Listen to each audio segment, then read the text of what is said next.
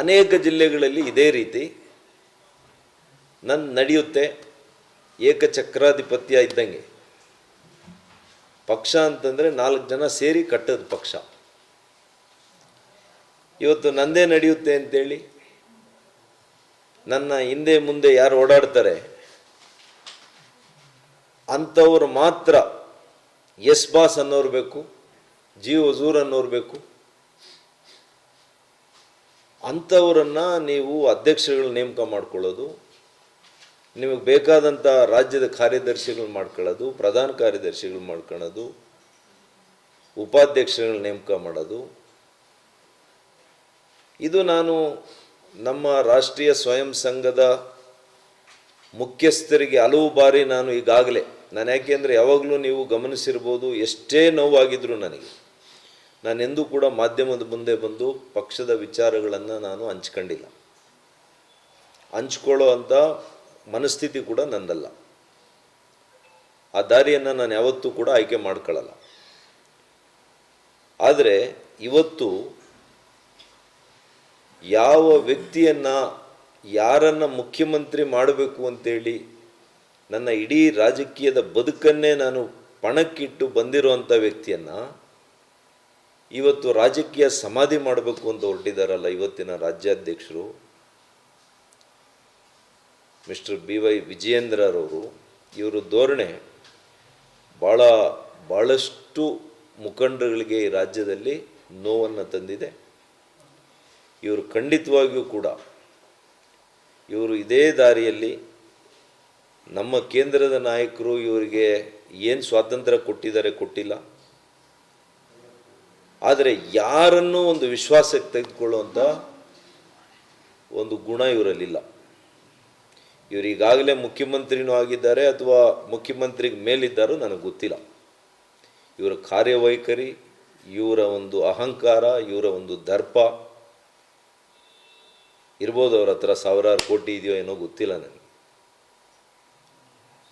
ಆದರೆ ಒಬ್ಬ ರಾಜಕಾರಣಿ, ಒಬ್ಬ ರಾಜ್ಯಾಧ್ಯಕ್ಷ, ಇವತ್ತು ನಾನು MP ಆಗಿದ್ದೇನೆ. 8 ಕ್ಷೇತ್ರಗಳು ಬರಪೀಡಿತ ಇವತ್ತು ಯಾವ ರೀತಿ ಬರಪೀಡಿತ ಇದೆ ಆ ರೀತಿಯಲ್ಲಿ BJPಗೆ ಬರ ಅಲ್ಲಿ. ಅಂಥ ಕಡೆ ನಾನು ಕಾಂಗ್ರೆಸ್ ಸರ್ಕಾರ ಇರುವಂಥ ಕಾಲದಲ್ಲಿ ಪ್ರತಿಕೂಲ ಹವಾಮಾನ ಇದ್ದಂಥ, ರಾಜಕೀಯ ಹವಾಮಾನ ಇದ್ದಂಥ ಕಾಲದಲ್ಲಿ ನಾನು ಇಷ್ಟು ಮತಗಳಲ್ಲಿ ಗೆದ್ದಿದ್ದೇನೆ. ಇವರೆಲ್ಲ ಹಿಂಬಾಲಕರು ಸೋಲಿಸಬೇಕು ಡಾಕ್ಟ್ರನ್ನ ಅಂತೇಳಿ ಟಿಕೆಟಿಂದ ಹಿಡಿದು ಚುನಾವಣೆಯಲ್ಲಿ ಏನೇ ಮಾಡಿ ಸೋಲಿಸಬೇಕು ಅಂತ ಸಿಟ್ಟಿಂಗ್ MLAs ಇವರ ಹಿಂಬಾಲಕರು. ಅವ್ರು ತಗೊಂಡಿರೋದಕ್ಕಿಂತ ಜಾಸ್ತಿ ತಗೊಂಡೆ, ಅದು ಬೇರೆ ವಿಚಾರ. ಅದು ನಮ್ಮ ರಾಜಕೀಯ ನಮ್ಮ ಅನುಭವ, ನಮ್ಮ ಮೇಲೆ ಪ್ರೀತಿ ಇಟ್ಟಿರ್ತಕ್ಕಂಥ ನಮ್ಮ ಜನತೆ, ಭಗವಂತನ ಆಶೀರ್ವಾದ, ಇದರಿಂದ ಅದೇ. ಹಾಗಾಗಿ ಇವತ್ತು ಸೌಜನ್ಯಕ್ಕೆ ಕೂಡ ಅವ್ರು ನನ್ನ ಜೊತೆ ಚರ್ಚೆ ಮಾಡಿಲ್ಲ ಇಲ್ಲಿವರೆಗೂ. ನಾನೇ ಅವರಿಗೆ ಫೋನ್ ಮಾಡಿದ್ದೇನೆ ಕಳೆದ 10 ದಿವಸದಲ್ಲಿ. ಫೋನ್ ರೆಸ್ಪಾಂಡ್ ಮಾಡಲ್ಲ, ಮೆಸೇಜಿಗೆ ಉತ್ತರ ಕೊಡಲ್ಲ. 2 ಸಲ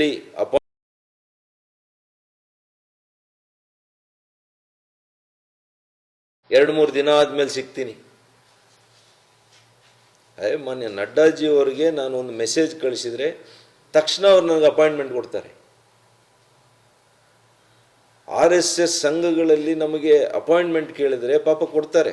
ಎಂಥ ಹಿರಿಯ ಮುಖಂಡರುಗಳು ನಮಗೆ ಅಪಾಯಿಂಟ್ಮೆಂಟ್ ಕೊಡ್ತಾರೆ, ಕೇಳ್ತಾರೆ, ಸಮಾಲೋಚನೆ ಮಾಡ್ಕೊಂಡು ಏನೋ ಒಂದು ತೀರ್ಮಾನ ತಗೊಳ್ತಾರೆ. ಇಲ್ಲಿ ಸಮಾಲೋಚನೆನೇ ಇಲ್ಲ.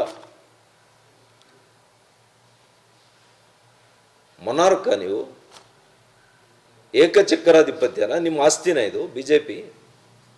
ನಿಮ್ಮ ಸ್ವಂತ ಆಸ್ತಿನ? ನೋಡೋಣ.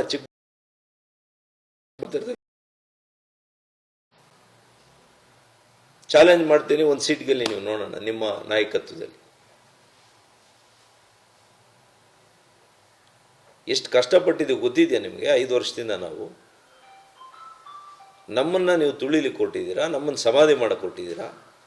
ಯಾರು ನನ್ನ ವಿರುದ್ಧ ಹಲವು ಚುನಾವಣೆಗಳಲ್ಲಿ ಇದೆ, ನಿಮ್ಮ ತಂದೆಯನ್ನು ಮುಖ್ಯಮಂತ್ರಿ ಮಾಡುವಂಥ ಸಂದರ್ಭದಲ್ಲಿ ಆ ಬೈ ಎಲೆಕ್ಷನ್ನಲ್ಲೇ ನನ್ನ ವಿರುದ್ಧ ಮಾಡಿದರು. 23ರಲ್ಲಿ ವಿರುದ್ಧ ಮಾಡಿದರು. ಅಂಥವ್ರಿಗೆ ನೀವು ಅಧ್ಯಕ್ಷರಿಗೇರಿ ಕೊಡ್ತೀರಿ. ಪಾಪ ನಮ್ಮ ಹಿರಿಯ ಸಂಸದರು ಗೋವಿಂದ ಕಾರಜೋಳರು ಅವ್ರ ಜಿಲ್ಲೆಯಲ್ಲಿ ಅವ್ರನ್ನ ಯಾರು ಒಡೆಯಕ್ಕೆ ಹೋಗಿದ್ದಾರೆ ಅಂಥವ್ರನ್ನ ಜಿಲ್ಲಾಧ್ಯಕ್ಷರು ಮಾಡ್ತೀರಿ. ಯಾವ ಸೀನಿಯರ್ ಲೀಡರ್ಸ್ನು ಕೂಡ ನಿಮಗೆ ಬೇಕಿಲ್ಲ. ಎಲ್ಲರನ್ನೂ ಕೂಡ ಸಮಾಧಿ ಮಾಡಕ್ಕೆ ಕೊಟ್ಟಿದ್ದೀರಿ. ಯಾವ ಜಿಲ್ಲೆಯಲ್ಲಿ ಕೂಡ ಚಿಕ್ಕಮಗಳೂರು ಸಿ ಟಿ ರವಿ ಅವ್ರನ್ನ ತಗೊಳ್ಳಿ, ಮಾನ್ಯ ಬಸವರಾಜ ಬೊಮ್ಮಾಯಿರವ್ರನ್ನ ತಗೊಳ್ಳಿ, ಯತ್ನಾಳ್ ಅವ್ರನ್ನ ತಗೊಳ್ಳಿ, ಯಾರನ್ನು ರಮೇಶ್ ಅವರು ರಮೇಶ್ ಅವ್ರು ನಿಮಗೆ ಭಾಳ ಚೆನ್ನಾಗಿದ್ರು. ರಮೇಶ್ ಅವ್ರನ್ನ ಹಾಕಿ ಮುಗಿಸ್ಬಿಟ್ರು, ಸಮಾಧಿ ಮಾಡಿದ್ರಿ. ಇವತ್ತು ಯಾವ ಮುಖಂಡರನ್ನ ಬಿಡ್ತಾ ಇದ್ದೀರಿ ನೀವು? ಯಾವ ಜಿಲ್ಲೆಯಲ್ಲಿ ಬಿಡ್ತಾ ಇದ್ದೀರಿ? ನನಗೂ ಕೂಡ ಸಮಾಧಾನದ ಒಂದು ಇದು ಮುಗಿದೋಯ್ತು. ಈಗ ಇನ್ನು ಯುದ್ಧ. ನಾನು ಕೇಂದ್ರದಲ್ಲಿರ್ತಕ್ಕಂಥ ನಮ್ಮ ವರಿಷ್ಠರು ನನ್ನ ಮೇಲೆ ನಂಬಿಕೆ ಇಟ್ಟಿದ್ದಾರೆ. ಅವ್ರ ಗಮನಕ್ಕೆ ತಂದಿದ್ದೀನಿ ಈಗಾಗಲೇ. ಇದರ ಹೊರತಾಗಿಯೂ ಕೂಡ ಇವತ್ತು ಅನೌನ್ಸ್ ಮಾಡಿದ್ದಾರೆ. ನಮ್ಮ ಮುಖಂಡರುಗಳಿಗೆ, ನನ್ನ ಸಹಚರರಿಗೆ ನಾನೇನು ಉತ್ತರ ಕೊಡಬೇಕು? ಇವರೊಬ್ಬ MP ಆಗಿ ಒಂದು ಜಿಲ್ಲಾಧ್ಯಕ್ಷರು ಮಾಡ್ಸೋಕ್ಕಾಗಲ್ಲ ಅಂದರೆ ನಾವು ಹೇಗೆ ರಾಜಕಾರಣ ಮಾಡಬೇಕು? ನನ್ನನ್ನು ನಂಬಿ ಯಾರು ಬರ್ತಾರೆ BJP ನಾಳೆ ದಿವಸ? ನೀವು ಯಾರ್ಯಾರು ನಂಬ್ಕೊಂಡು ಏನೇನು ಮಾಡ್ತಾ ಇದ್ರಿ ಗೊತ್ತಿದೆ ನನಗೆ. ಇವರೆಲ್ಲ ರಿಯಲ್ ಎಸ್ಟೇಟಲ್ಲಿ ನಿಮ್ಗೆ 4 ರೂಪಾಯಿ ದುಡ್ಡು ತಂದು ಕೊಡ್ಬೋದು ಅಷ್ಟೇ. ರಾಜಕಾರಣ ಮಾಡೋಕ್ಕಾಗಲ್ಲ ಇವ್ರ ಕಡೆಯಿಂದ.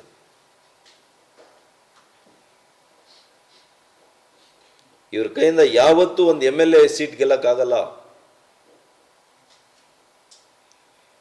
ತಮ್ಮದ ನಾಯಕತ್ವದಲ್ಲಿ MP ಎಲೆಕ್ಷನ್ ಏನಾಯಿತು? ಉತ್ತರ ಕರ್ನಾಟಕ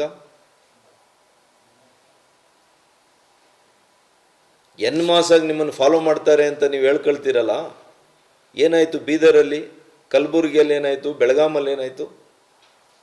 ನಾವು ಗೆದ್ದಿರೋದಿಲ್ಲಿ. ಎಲ್ಲಿ ಕಾಂಗ್ರೆಸ್ ಭಾಳ ಪ್ರಬಲವಾಗಿದ್ದಂಥ ಜಾಗದಲ್ಲಿ, ಅಹಿಂದ ಇರ್ತಕ್ಕಂಥ ಒಂದು ಕ್ಷೇತ್ರಗಳಲ್ಲಿ ನಾವು ಗೆದ್ದಿದ್ದೀವಿ.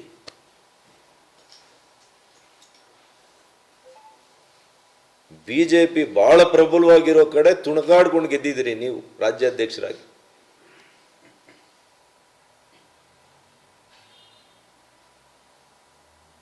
ಅದು ಕೂಡ ಅಡ್ಜಸ್ಟ್ಮೆಂಟೇ.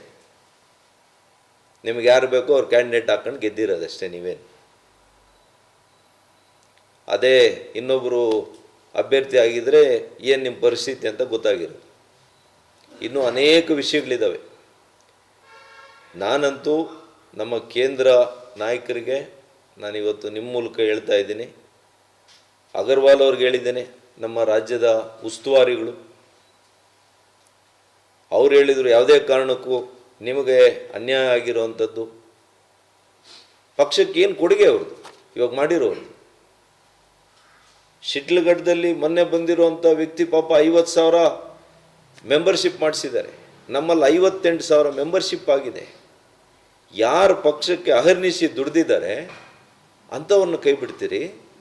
ಯಾರು ನನ್ನ ವಿರುದ್ಧವಾಗಿ ಕೆಲಸ ಮಾಡಿದ್ದಾರೆ, ಯಾರು ಪಕ್ಷಕ್ಕೆ ಏನು ಕೊಡುಗೆ ಇಲ್ಲ ಅಂಥವ್ರನ್ನ ಅಧ್ಯಕ್ಷರು ಮಾಡ್ತೀರಿ. ಯಾಕೆ ಸಮಾಲೋಚನೆ ಮಾಡಲಿಲ್ಲ? ಮೊನ್ನೆ ಕೋರ್ ಕಮಿಟಿ ಮೀಟಿಂಗ್ ಆಗಿದೆ.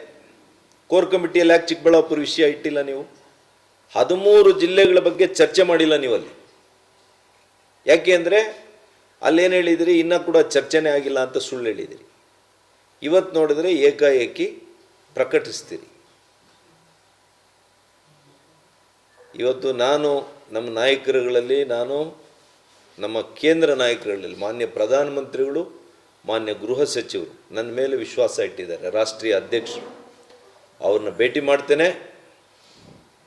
ಇಲ್ಲಿನ ವಾಸ್ತವತೆಗಳನ್ನು ಎಲ್ಲ ಕೂಡ ಬಿಚ್ಚಿಡ್ತೇನೆ.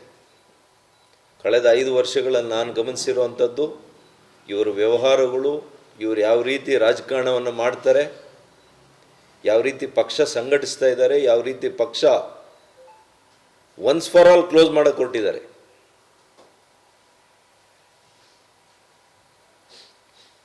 ಹಾಗಾಗಿ ಇಲ್ಲ, ಇಂಥವರನ್ನ ನೀವು ಮತ್ತೆ ಹೆಚ್ಕೊಂಡ್ರೆ, ಮಾನ್ಯ ಯಡಿಯೂರಪ್ಪನವರೇ ಬೇರೆ, ನಾನು ಅವ್ರ ಜೊತೆ ಕೆಲಸ ಮಾಡಿದ್ದೀನಿ, ಅವ್ರ ವ್ಯಕ್ತಿತ್ವನೇ ಬೇರೆ.